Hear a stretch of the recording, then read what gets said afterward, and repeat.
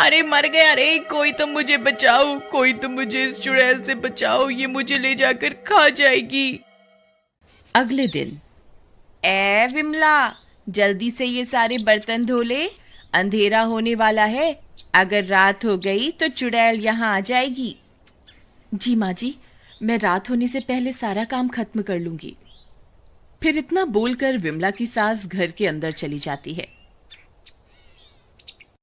सुनो जी, तुम्हें पता चला कल कल्लू को चुड़ैल उठा कर ले गई। हाँ, मुझे सुबह ही पता चला। गांव वालों ने उसे बोला था कि अपने घर के आगे चुड़ैल कल आना लिखवा ले, लेकिन वो कहता था कि मैं इन चीजों में विश्वास नहीं रखता और मैं किसी चुड़ैल से नहीं डरता। और अब देखो, उठा के ले गई ना चुड़ैल उसको। आप सही बोल रहे हो जी, भगवान का लाख शुक्र है, हमने तो अपने घर के आगे चुड़ैल का लाना लिखा हुआ है। तभी उसका बेटा घर आता है। हाँ माँ, लेकिन विमला घर के बाहर ही काम कर रही है, उसे भी घर के अंदर बुला लो, अंधेरा होने वाला है, कहीं चुड़ैल ना आ जाए। क्यों रे राजेश, तुझे बड़ी फिक्र हो रही अपनी बीवी की। तू चुपचाप अपने कमरे में चला जा, जब तेरी पत्नी बाहर का सारा काम निपटा लेगी तभी उसे घर में आने दूंगी। चल चुपचाप अपने कमरे में जा। फिर वह उदास होकर अपने कमरे में चला जाता है और खिड़की से विमला को पुकारता है।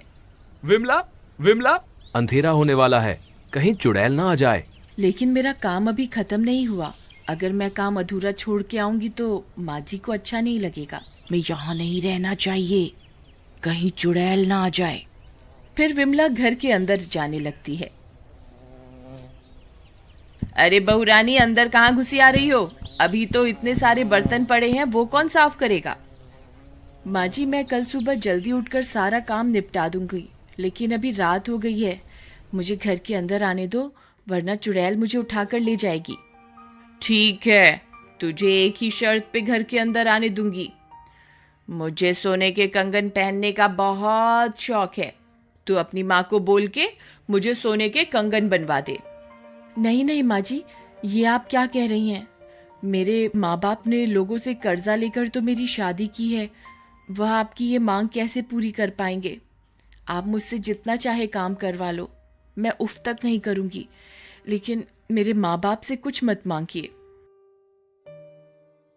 मुझे तो पहले ही पता था तेरे माँ बाप के बस की कुछ नहीं है, उन्होंने अपनी बेटी के लिए किया ही क्या है आज तक।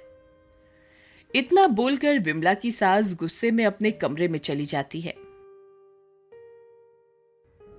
बेटा, अपनी लालची पत्नी की तरफ से मैं तुमसे माफी मांगता हूं, उसे माफ कर दो। नहीं नहीं पिताजी, आप माफी मत मांगिए, इसमें आपका कोई कसूर नहीं है। इतना बोलकर विमला अपने कमरे में चली जाती है।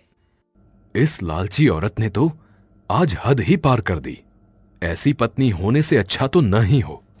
फिर वह बाहर जाता है और दरवाजे पे लिखा होता है, चुड़ैल कल आना।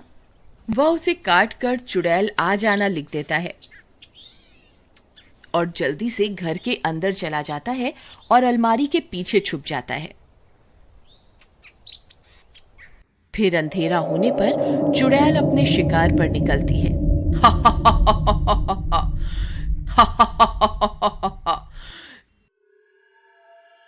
अरे ये तो लिखा है कल आना, लगता है घर में आज कोई नहीं है, यहाँ कल आऊंगी। फिर वह आगे बढ़ जाती है।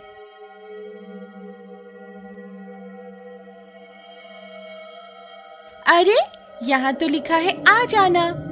फिर वह उस घर का दरवाजा खटखटाती है।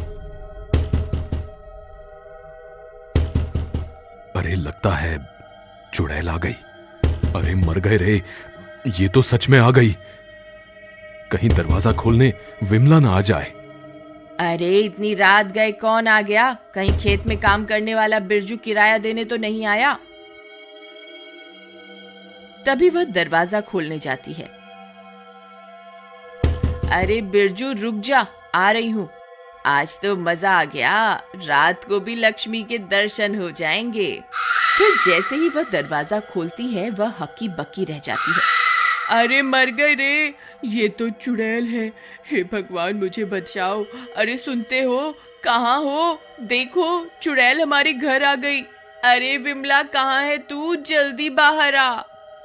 तभी चुड़ैल अपनी डरावनी हंसी हंसती है।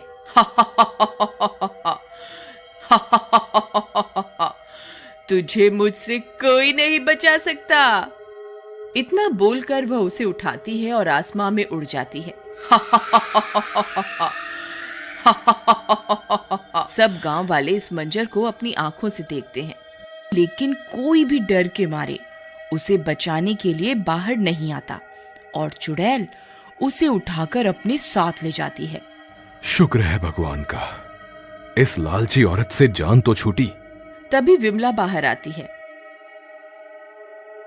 अरे पिताजी, ये कैसी आवाज थी? और माँ जी कहाँ है? उस लालची औरत को तो चुड़ैल उठाकर ले गई। आज से तुम्हारी सारी परेशानियों का अंत।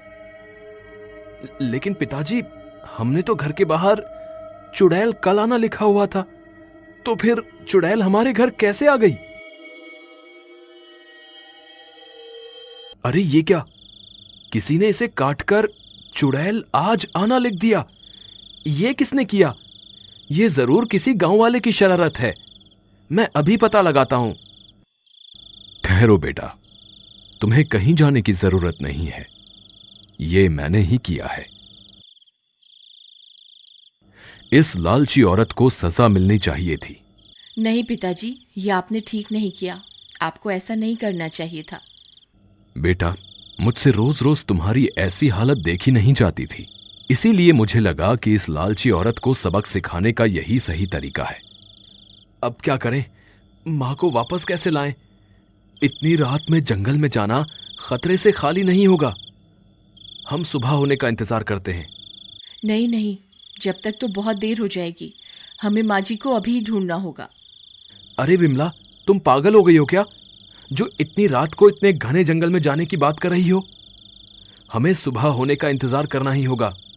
ठीक है, आप सुबह होने का इंतजार करिए, मैं माँ जी को ढूंढने अभी जा रही हूँ। इतना बोलकर विमला अकेले ही हाथ में मशाल लिए इतने घने जंगल में घुस जाती है।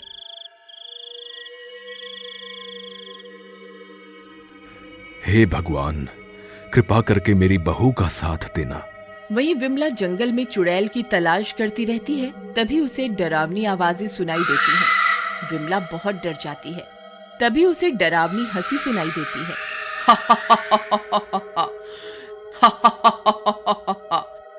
अरे ये कौन है जो खुद यहाँ मरने के लिए आ गया? ए लड़की, तेरी इतनी हिम्मत जो खुद इतने घने जंगल में आई? तुझे बिल्कुल भी डर नहीं लगा? हे चुड़ैल, कृपा करके मेरी माँ को छोड़ दो, बदले में मेरी जान ले लो। विमला की ये सारी बातें वह लालची औरत भी सुनती है। अरे मैं तो इसकी बिल्कुल भी परवाह नहीं करती थी और इसे कितना दुख पहुंचाती थी, लेकिन ये तो मेरी जान बचाने के लिए अपनी जान देने को तैयार है। अच्छा ऐसी बात है, ठीक है, मैं इसे आजाद कर देती हूँ, लेकिन बदले में तुझे अपने खून से मेरी प्यास बुझानी होगी। ठीक है, मैं तैयार हूँ, बस आप माँ जी को यहाँ से जाने दो। नहीं नहीं विमला, मुझ जैसी लालची औरत के लिए तुम अपनी जान मत दो, मैं इस सील के लायक हूँ। नहीं नहीं माँ जी, आप ये क्या कह रही हैं? जल्दी फैसला करो, कौन मेरी प्यास बुझाएगा। तभी राजेश अपने साथ गांव वालों को लेकर वहां पहुंच जाता है। अरे ये क्या, ये सब लोग कहां से आ गए? लगता है मुझे यहाँ से भागना ही पड़ेगा। अरे भागो रे भागो, अपनी जान बचाकर भागो। गांव वालों, मैं वापस लौटकर जरूर आऊंगी, मैं किसी को नहीं छोड़ूंगी।